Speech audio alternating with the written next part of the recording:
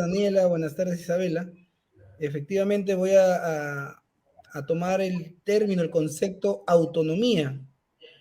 Autonomía que implica independencia, que implica no depender de, pues en este estado de cosas, hoy en día actualmente, incluso muchos colegas, abogados y más aún ciudadanos de a pie, no entienden que el proceso de pérdida de dominio, el procedimiento especial de extinción y pérdida de dominio, hoy regulado con el decreto legislativo 1373 del año 2018, no tiene vinculación alguna o no tiene relación antecedente con algún proceso penal que se haya generado o que haya sido terminado con sentencia. No tiene nada que ver.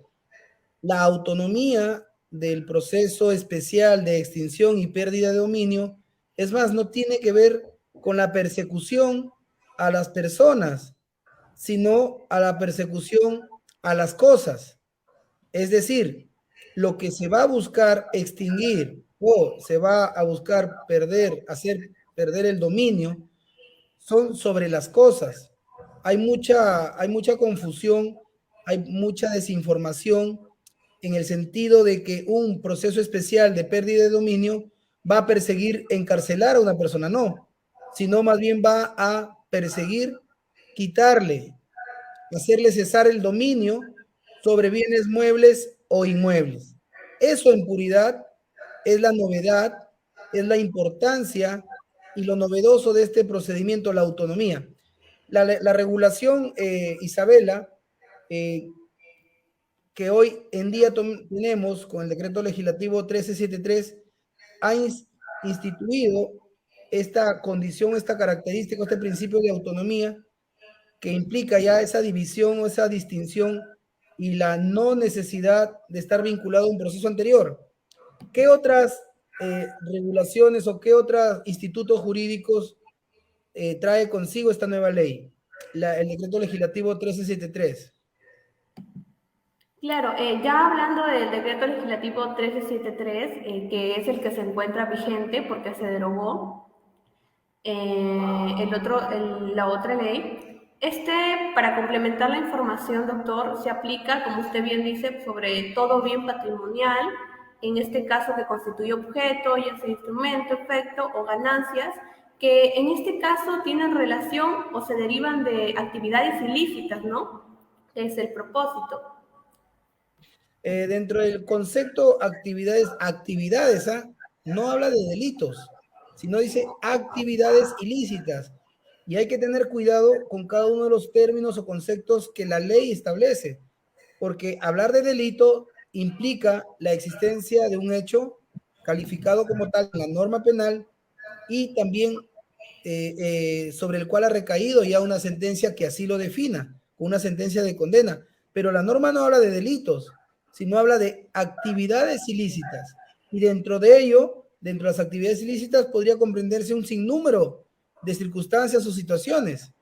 Daniela, ¿cuáles son los delitos, por lo menos establecidos en esta ley, que pueden justificar el inicio de una demanda? Una demanda no es denuncia, sino una demanda para hablar con propiedad de extinción y pérdida de dominio. ¿La ley lo regula? Bueno, la ley no lo regula. La ley es numerus apertus en ese caso, debido a que es cualquier delito que sea capaz de generar ilicitud. ¿A qué te refieres con cláusula apertus? ¿A qué te refieres? Se le denomina una cláusula apertus cuando no hay un catálogo cerrado de delitos. No te dicen solo estos delitos o solo esas actividades ilícitas son las que te van a generar o las que durante este decreto legislativo se pueda comenzar una demanda. Se queda entendido de que cualquier actividad ilícita, de que por sí genere dinero o bienes, es la que puede entrar y puede llevar una demanda Por de ejemplo, extinción. Isabela, ¿qué cosas, qué bienes podrían provenir de actividades ilícitas que no están reguladas en esta ley? Tú indicaste que la ley lo regula. ¿En qué artículo se encuentra la numeración de los posibles, de los delitos? Porque hay un artículo específico que establece cuáles son los delitos que de cuyos bienes pudiera pedirse interponerse una demanda de extinción y pérdida de dominio. Pero sí, sin embargo, como bien dice Daniela, hay una cláusula abierta que permitiría, con la sola condición de que genere dinero o bienes, ser demandado esos bienes provenientes de cualquier actividad lucrativa, una demanda de pérdida de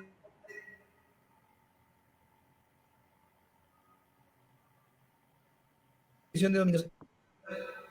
¿Y qué delitos se encuentran? ¿Podrían ser los delitos de corrupción de funcionarios? Exacto, en estos delitos pues pueden ser tráfico ilícito de drogas, corrupción de funcionarios como menciona, terrorismo, secuestro, extorsión, trata de personas y también encontramos el tema que abordamos, minería ilegal. Perfecto. Entre otros, claro. Ya vamos a entrar a detalle. Daniela, pero hay una situación dentro de la exposición de motivos de este decreto legislativo que es el vigente, el 13103. La exposición de motivos, como sabemos, es la razón de ser, es el espíritu de la norma, es el lugar en la que la ley, el legislador explica por qué es que se emite una ley, ¿no? Una decisión legislativa. Encontramos que por política de Estado, por política criminal, por política del Estado, de reprimir los delitos, pero no cualquier delito, sino aquellos delitos que generen grandes flujos económicos que puedan poner en riesgo, el sistema económico financiero nacional, las burbujas financieras, por ejemplo. Si bien es cierto, el Estado, en este decreto legislativo 1373, es una norma delegada porque se le dio 60 días al Ejecutivo para legislar en esta materia, se vincula, se contextualiza en esta lucha global contra los delitos, por ejemplo, transnacionales, con aquellos delitos cometidos por la criminalidad organizada que generan grandes cantidades de dinero y que esos dineros se traducen en la adquisición de bienes. Entonces, esta lucha, esta pelea, esta búsqueda de sanción ya no a las personas, sino a los bienes, porque de esa manera se entiende, cortan la posibilidad de que se generen más actividades delictivas, porque siendo empresa criminal se necesita de dinero. También está vinculado con tratados y convenios internacionales. Entonces, en el caso en concreto, sobre qué bien de naturaleza distinta a la penal recae, se ejecutan los alcances de esta norma, sobre todo el procedimiento de extinción y pérdida de dominio. ¿Sobre qué derecho constitucional recae? En todo caso, Daniela, ¿qué peligro o qué derecho constitucional peligraría de todos nosotros frente a la posibilidad de que se nos inicien una demanda de pérdida y extinción de dominio? ¿Qué derecho está vinculado con este caso? El derecho a la propiedad, claramente. Este decreto legislativo le pone un límite al derecho a la propiedad, a la inviolabilidad del derecho de propiedad. ¿Ok? ¿Cierto? Y el derecho a la propiedad tiene un reconocimiento constitucional, si no me falla la memoria, se encuentra en el artículo 70. Y ahí se describe que la propiedad es inviolable, inalienable. Entonces, sí es objeto de prescripción, pero por lo demás no puede ser afectada de ninguna manera. Sin embargo, esa es la regla, esa es la restricción, pero sin embargo, por el Estado, por proteger intereses de mayor cuidado, de mayor valor como la seguridad, ¿no?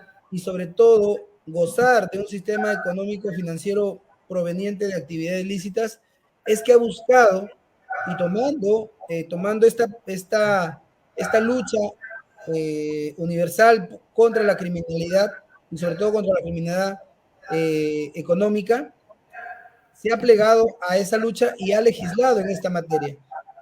Y digo esto porque de revisar, Isabela, de revisar la norma, el decreto legislativo 1373, hay todo un conjunto, es una norma que tiene, por ejemplo, tiene un título preliminar tiene cerca de 12 capítulos, tiene más de 80 artículos, ¿no? Tiene disposiciones complementarias, transitorias y finales, modificatorias también, en la que en conjunto, considero yo, se muestran agresivas. En mi entender, como abogado defensor, entiendo que esta norma es una norma que restringe Estricta. bastante los derechos fundamentales y procesales de las personas que están siendo demandadas para una pérdida y extinción de dominio. Por ejemplo, y ahí te cedo el uso de la palabra, Isabela, para que expliques qué otras circunstancias o situaciones normativas que la ley recoge pueden llevarnos a ese entendimiento de que la norma es, para mí, es excesiva, es una norma, es una ley que está vigente, pero aún así no puedo quitarle ese calificativo de extrema. Es extrema. Por ejemplo, una persona a quien se le pretende quitar una casa, un carro, bajo la sospecha, o lingotes de oro, ya para ir entrando al tema, de oro, ¿no? Mineral, por ejemplo, no se entera, sino, o no genera publicidad en la demanda, o sea, no se le comunica, no se le notifica, lo que significa que puede estar siendo investigada por mucho tiempo, de espaldas a estas personas y a sus bienes se le está empapelando, y solamente cuando se ejecuta la medida de allanamiento, incautación y o cuando se procede a aceptar la demanda de pérdida de dominio es donde recién se coge la publicidad con la notificación. Entonces, por ejemplo, para mí esa situación de reserva extrema no da igualdad de oportunidades en la defensa. Claro, la política criminal del Estado no poco le interesa, porque así lo han señalado y así se expresa en su exposición de motivos. A lo que a ellos les importa es dotar de herramientas como esta, herramientas legales eficientes y eficaces para poder quitar o hacer perder dominio a las personas que detentan respecto a algunos bienes muebles o inmuebles que están sospechados de provenir de actividades ilícitas. Para mí, por ejemplo, eso es algo intolerable. Para mí es algo chocante porque no hay esa igualdad. Isabela, ¿has encontrado algún otro tema tú en la ley? Sí, justo doctor, yo tenía una pregunta para usted con respecto a la carga de la prueba, porque si bien la ley nos dice de que el fiscal es quien debe ofrecer las pruebas pertinentes, es el quien debe probar el origen o destino del bien ilícito. ¿Qué tiene que decir al respecto, doctor? ¿Cómo lo considera usted? Bien, es cierto, es una, no tan novedoso el tema. ¿Por qué? Porque esto ya se viene trasladando del delito de lavado de activos.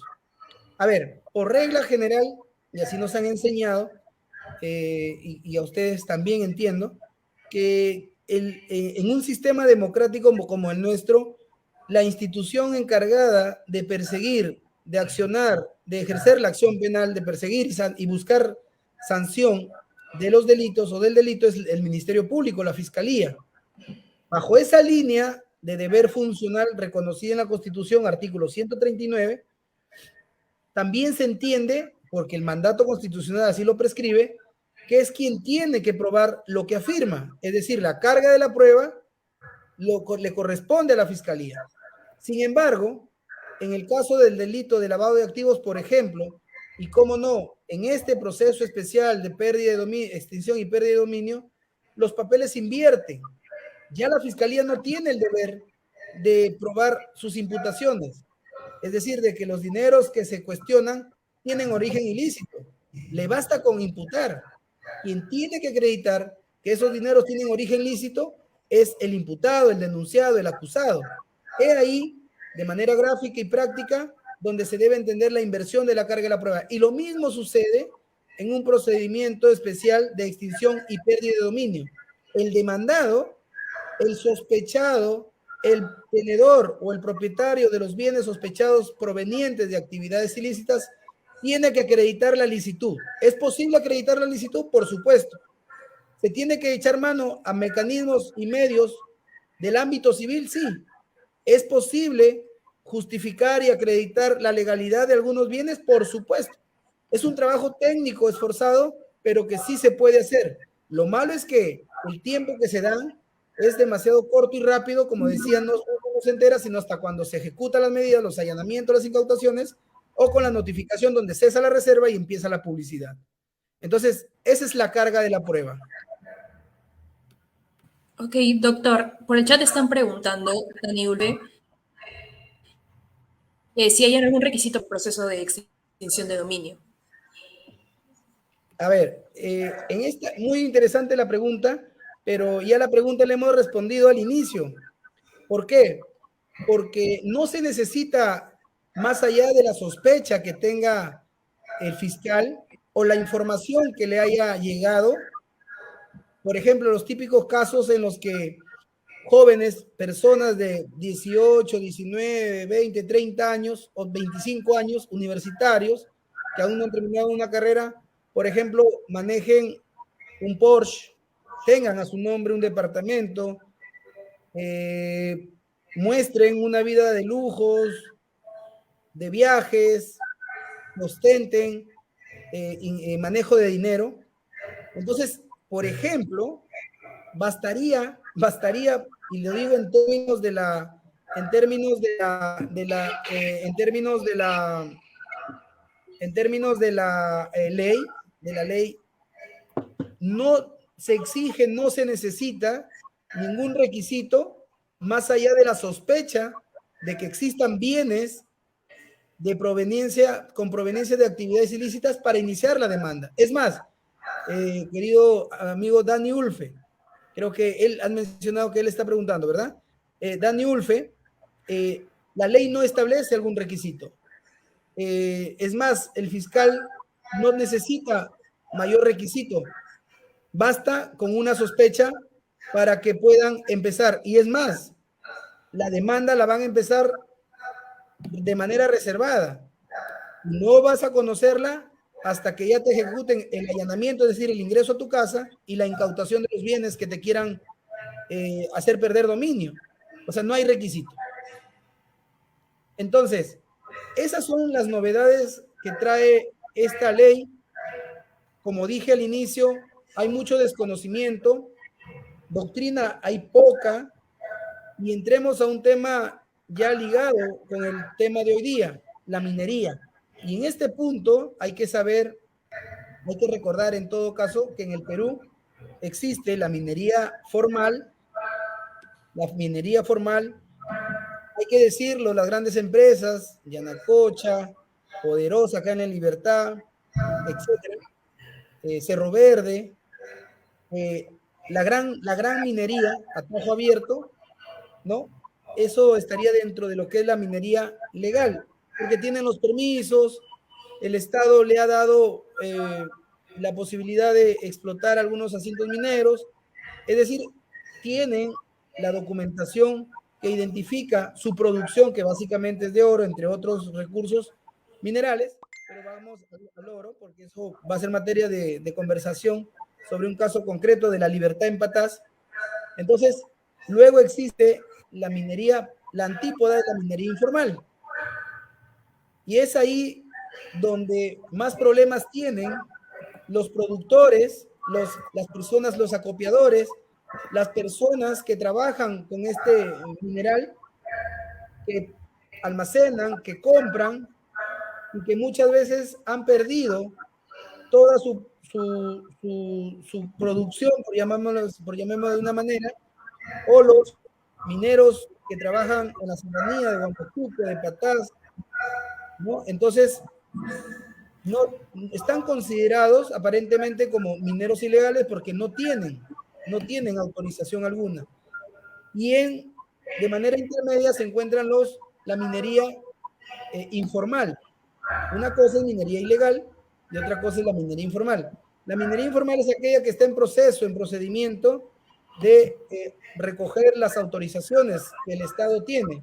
El Estado es el ente que de manera exclusiva y excluyente tiene manejo sobre los recursos naturales, las explotaciones, los yacimientos mineros. y es el Estado el que otorga los permisos correspondientes, claro, luego de hacer los controles de prevención de daño al medio ambiente, otorga los permisos. Entonces, en medio de la ilegal y la legal se encuentra la minería informal, que también tiene problemas para acreditar, por ejemplo, los mineros dedicados a la extracción de oro. Tienen problemas para acreditar la producción de oro que ellos generan, y que no es poca, es bastante. Y que incluso hay un caso en concreto que vamos a tratar en la que perdió cerca de 3 a 7 kilos de oro por no poder acreditar, no saber acreditar la licitud, el origen de su producción mineral. Y que este cargamento estaba pues valorado en más de $100,000, ¿no? Por el costo que tenía en ese momento elevado por gramo de oro. Entonces este tema, este procedimiento especial de extinción y pérdida de dominio, hemos resaltado el tema de la minería porque en La Libertad es uno de los 3 distritos judiciales que tienen implementado este subsistema especializado, que consta de un juez de investigación preparatoria, fiscales y una sala de apelaciones con la que termina la instancia. En este caso, no procede el recurso de casación para estas sentencias de apelación o de vista que emitan las salas especializadas en extinción y pérdida de dominio. Es decir, es toda una estructura nueva también, distinta a la estructura judicial que nosotros conocemos. Entonces, hemos resaltado el tema porque aquí en La Libertad es algo constante, ¿no? Por distintas razones también ha habido últimamente incautaciones y allanamientos de inmuebles. Por ejemplo, en el centro de la ciudad se incautó recientemente un hotel completamente está incautado, inamovible y no está funcionando. ¿Por qué? Porque se presume que vienen actividades ilícitas. Entonces, a partir del tema de minería, justamente estas dificultades, más allá que dificultades, porque yo considero que de alguna u otra manera, siendo mucho más formales, mucho más cautelosos, mucho más cuidadosos, las personas que se dedican a las explotaciones mineras estarían en condiciones de acreditar y proteger su producción.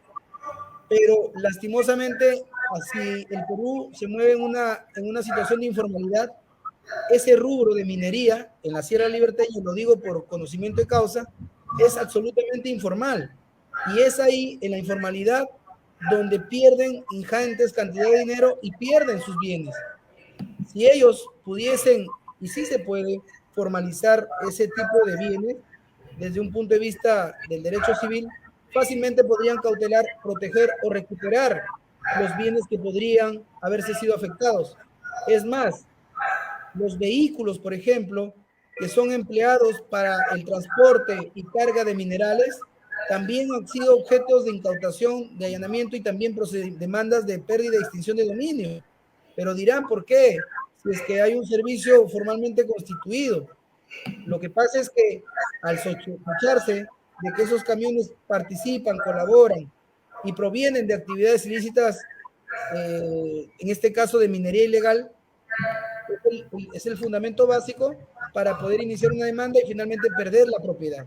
Entonces, ¿qué nos puedes decir, Daniela? ¿Cómo está la jurisprudencia en estos tiempos? ¿Qué casos hay que se estén ventilando?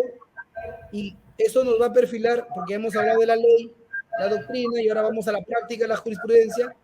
¿Qué ejemplos podríamos tomar? ¿Qué precauciones podríamos tomar adicionales para poder defender un escenario en el que quisieran afectar, hacer perder dominio sobre bienes a las personas que puedan requerir un servicio especializado? ¿Cómo está la jurisprudencia?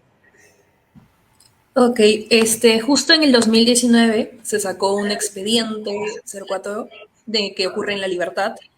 El caso, básicamente, para poner en contexto tanto a la gente como a nosotros, es la llegada de un avión y dentro de este avión, durante una requisa, lo que se descubre son 3.066 kilogramos de oro. Para esto, no habían acreditado que era oro, la pasajera ni siquiera había dicho que dentro contenía oro. Entonces ahí, obviamente, entre la sospecha, entre el fiscal y comienza toda esa indagación. Entonces, este expediente habla en la zona de apelación, en la segunda y última instancia del extinción de dominio. Y muchos de los argumentos de la defensa eran de que esta plata, bueno, este oro, venía de la minería informal, es decir, que está en el proceso de formalizarse. Sin embargo, la pasajera había cumplido solo uno de los 6 pasos para formalizarse. Entonces, no tenía cabida porque el primer paso era en el 2012. Entonces, una de las recomendaciones, en caso, bueno, en nuestro caso concreto de que los bienes provengan de la minería, sería al menos cumplir todos los procesos de formalización para poder considerarse una minería informal. Porque también incluso había acreditado de que ella había tenido un contrato con la empresa Poderosa, que como sabemos es una empresa formal minera. Sin embargo, nunca se acreditó eso, nunca hubo un contrato, entonces no era que tuviera el permiso completamente necesario. Quiere Y si decir, quiere decir que había un enfoque inadecuado en la defensa.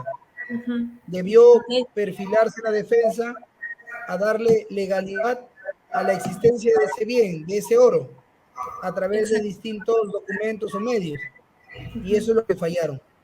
Eso produjo en la libertad, en este caso es en la libertad. Sí, se produjo en la libertad. Y de hecho, si pudiera agregar un poco más o hacer un poco de hincapié, por las cosas que anteriormente hemos hablado, muchos de los argumentos de la defensa se basan en la responsabilidad de la pasajera. Buscan mucho lo del delito y es algo que ya hemos hablado. Estos son procesos completamente independientes. Incluso uno de los argumentos de la defensa era de que la pasajera ya había sido liberada de un proceso de investigación anterior. Pero como ya hemos hablado, y solo era para resaltar este punto, aquí no importa la responsabilidad de la persona, no importa el delito, importa la licitud de los bienes. Bueno, eso era lo que... Exacto, muy bien, sí, porque dije al inicio que acá hay una confusión o desconocimiento. La ley es relativamente nueva porque es del 2018, estamos en 2022, son 4 años. Efectivamente, la doctrina no desarrolla mucho, hay mucha confusión entre lo que es objeto del delito, instrumento del delito, etcétera, ¿no? Y es una discusión que hasta ahora no es pacífica. Sobre esos temas de instrumento, objeto de delito, se han escrito cantidad de libros, pero aún no es pacífica ni la doctrina ni la jurisprudencia. En la jurisprudencia también es novedosa, ¿no? Y la libertad se está convirtiendo en un referente en la materia. Y con esto, luego te doy el pase, Isabela, porque encontraste otra jurisprudencia, otro pronunciamiento judicial, pero esta vez en Puno, ¿no? Puno también es otra zona minera. Pero antes de pasar por eso, debemos saber de que el antecedente más próximo o nuestro guía legislativo es Colombia.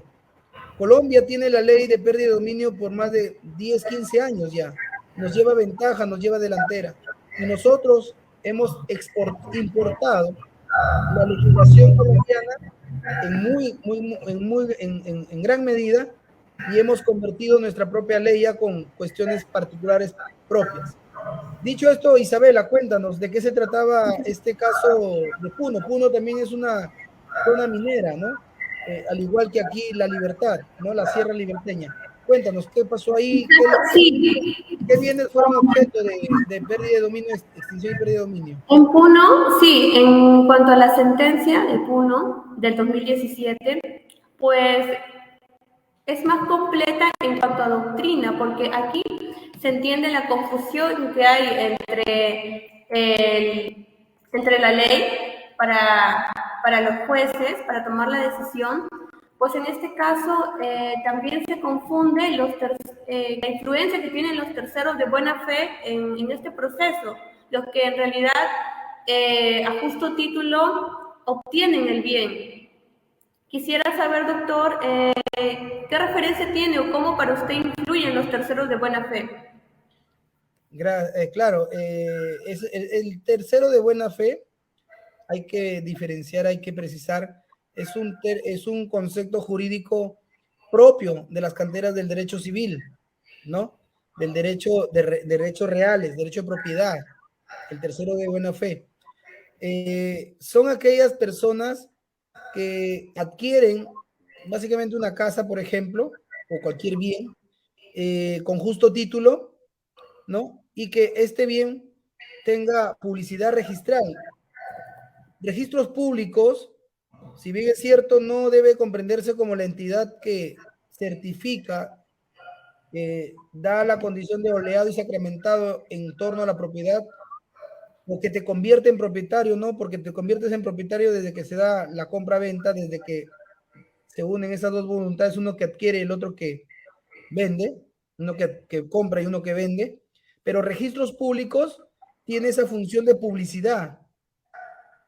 Bien mueble, un carro o un inmueble, una casa, un terreno, inscrito en registros públicos, goza de publicidad, es decir, la vinculación de ese bien con una persona inscrita como propietario muestra que él es él domina, es el que tiene dominio a título de propietario de ese inmueble, y que sobre ese inmueble y sobre ese dominio no existe gravamen o carga alguna. Por lo tanto, es un bien transferible, ¿no? Sin ningún tipo de inconveniente. Entonces, aquellas personas que adquieren los bienes de manera registral pueden ampararse en esta fe pública, lo que significa que uno compró creyendo y pensando y conociendo, porque eso es la fe, el registro tiene de publicidad registral, sabiendo que sobre el bien no existía ningún cuestionamiento, porque si hubiera algún cuestionamiento se entiende que debe estar anotado. Entonces, esa es la fe pública. Y la fe pública es un tema muy importante, es uno de los caballitos de batalla con los cuales se puede defender en estos procesos, en estas demandas de extinción y pérdida de dominio. Eso es, Isabel. Bien, entonces, es un tema que merecería hablarlo horas y horas, pero por el corto tiempo que tenemos y por el tipo de evento que tenemos, ya estamos en condiciones de llegar a algunas conclusiones. La primera conclusión de esta conversación, de este conversatorio, que vamos a desarrollarlo porque se quedan muchas cosas en el tintero, es que es una voluntad de luchar contra los bienes que generan la delincuencia internacional. Esta ola de lucha contra los bienes que provienen de los delitos no es nacional, sino es internacional. Y dentro de esa ola internacional, como segunda conclusión, el Perú se ha vinculado, se ha subido a esa ola y está que la disfrute esa ola y ha emitido esta herramienta que para mí es una herramienta bastante drástica, juega a favor de los intereses del Estado, es pro fiscalía. Aquí, y eso es lo que también se discute y a veces no se entiende, aún a mí me cuesta entender. No es pro propiedad, sino es pro persecución, pro extinción, pro pérdida de dominio. No le va a interesar, basta con que la fiscalía se interese o se anoticie de que hay alguna duda respecto a la posibilidad de la licitud de bienes adquiridos por una persona para iniciar una demanda. En esa línea, como cuarta conclusión, esta demanda es reservada. Hay que tener mucho cuidado. Y como quinta conclusión, a pesar de que el Estado juega con una ley a su favor, desde la defensa especializada y cualificada podemos estar capacitados de proteger los bienes y el patrimonio de las personas demandadas. Claro está, logrando buenos niveles de formalización o de acreditación de la adquisición o el origen lícito de estos bienes. Con mayor precisión, los mineros, las personas dedicadas a la minería, los transportistas que se dedican a esta actividad de transporte de mineral, pueden proteger sus camiones, sus bienes, el mineral que extraen, y solo si se acreditan y comprueban con documentos fehacientes y con una estrategia adecuada de que estos tienen un origen lícito y no provienen de un origen ilícito. Formas hay muchas, pero lo real y concreto es que sí se puede defender con tiempo, con estrategia y con un profesional capacitado. El hecho de que la Fiscalía y el Estado cuenten con esta herramienta favorable a sus intereses no quiere decir que los ciudadanos estemos desprotegidos. Están protegidos en la medida en que cuenten con una defensa técnica, calificada, que conozca y sobre todo tenga los medios y los recursos para encontrar la forma de poder acreditar la licitud de estos bienes. ¿Algunas palabras finales, Daniela? ¿Algunas palabras finales, Isabela? ¿Qué les parece?